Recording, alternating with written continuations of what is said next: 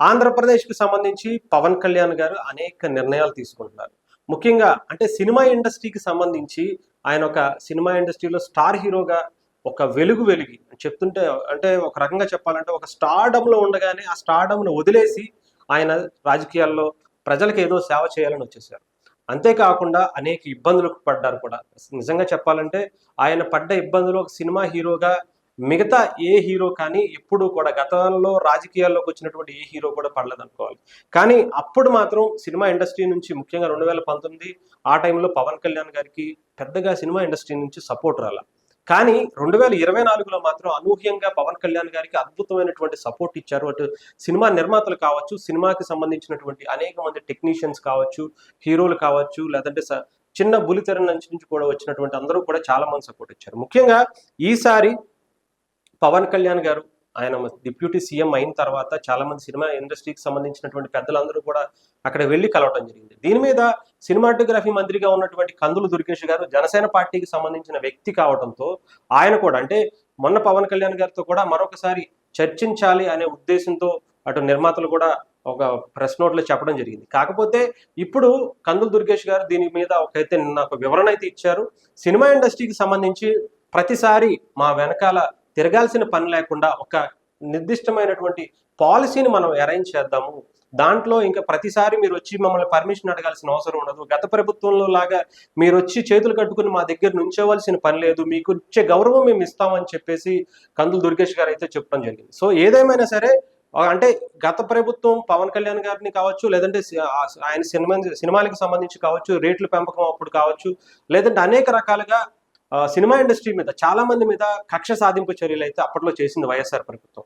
కానీ అంతేకాకుండా మెగాస్టార్ చిరంజీవిని కావచ్చు, ముఖ్యంగా రాజమౌళి గారిని కావచ్చు, ప్రభాస్ గారిని కావచ్చు, లేదంటే మహేష్ బాబు గారు లాంటి పెద్ద పెద్ద వాళ్ళందరూ కూడా వెళ్ళి చేతులు కట్టుకుని సార్ దయచేసి మాకు ఒక అవకాశం ఇవ్వండి, కరోనా వల్ల ఇప్పటికే చాలా నష్టపోయామని చెప్పి చాలా మంది చెప్పినా కూడా ఆయన దాని గురించి పట్టించుకోకుండా ఇష్టం వచ్చినట్టు వాళ్ళని ఒక చులకనగా చూసి పంపించేయడం అయితే జరిగింది. దాన్ని దృష్టిలో పెట్టుకునే సినిమా ఇండస్ట్రీ కూడా ఈసారి పవన్ కళ్యాణ్ గారికి అటు ఎన్డీఏ కూటమికి మద్దతు పలకడం జరిగింది అనుకోవచ్చు.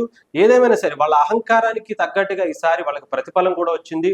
ముఖ్యంగా సినిమా ఇండస్ట్రీస్ నుంచి వచ్చినటువంటి వ్యక్తులందరూ కూడా ఈసారి పవన్ కళ్యాణ్ గారు ఒక సినిమా ఇండస్ట్రీకి ఏదో ఒక మంచి చేస్తారనే ఉద్దేశంతో చాలా బలంగా ముందుకు వెళ్తున్నట్టుగా తెలుస్తుంది. అందులో భాగంగానే కందులు దుర్గేష్ గారిని కూడా సినిమాటోగ్రఫీకి సంబంధించిన వాళ్ళు కూడా ఒకసారి చర్చలు జరపాలని ఆలోచించినా కూడా మీరు పదే పదే మా దగ్గరకి రావాల్సిన అవసరం లేదు. ఎందుకంటే మేము గత ప్రభుత్వం లాగా మీ మీద కక్ష సాధింపు కావచ్చు, మిమ్మల్ని ఏదో పిలిపించుకుని మేము ఏదో చేయాలని అయితే మాకు ఆశ లేదు.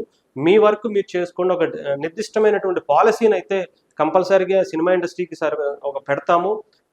ఏదైతే బడ్జెట్ ఎక్కువగా ఉంటాయో దానికి సంబంధించి టికెట్ల రేట్ల కోసం ప్రతిసారి మీరు వచ్చి మమ్మల్ని బతుకులు ఆడుకుని లేదా మా ముందు చేతులు కట్టుకుని ఉంచవలసిన పరిస్థితి మీకు రాకూడదు అని చెప్పైతే ఒక పాలసీని క్రియేట్ చేయడానికి సిద్ధంగా ఉన్నట్టుగా ఆంధ్రప్రదేశ్ ప్రభుత్వం, దానికి తగ్గట్టుగా కందులు దుర్గేష్ గారు కూడా దాని మీద నిర్ణయం తీసుకోబోతున్నట్టుగా తెలుస్తుంది. ఏదేమైనా ఒక మంచి పరిణామం అయితే జరుగుతుంది. దీని మీద ముఖ్యంగా అటు గతంలో అటు సినిమాలకు సంబంధించి సినిమా టికెట్ల గురించి గత ప్రభుత్వం అయితే కనీసం అంటే ఒక టికెట్ అమ్ముకోవడానికి కూడా ఎంఆర్ఓలను, విఆర్ఓలను లేదా ఇంకొకళ్ళు గవర్నమెంట్ ఆఫీసర్లను పెట్టి అమ్మిచ్చేసిన పరిస్థితి నుంచి సినిమా ఇండస్ట్రీకి మంచి రోజులు వచ్చాయని చెప్పడానికి పవన్ కళ్యాణ్ గారు, ఎన్డీఏ కూటమి, నారా చంద్రబాబు నాయుడు గారు కావచ్చు, లేదా సినిమాటోగ్రఫీ మంత్రిగా కందులు దుర్గేష్ గారు లాంటి వ్యక్తులు ఒక నిజాయితీ గల వ్యక్తులు ఈసారి రావడంతో సినిమా ఇండస్ట్రీ కూడా అంత ఆనందంతో మునిగిపోయారు.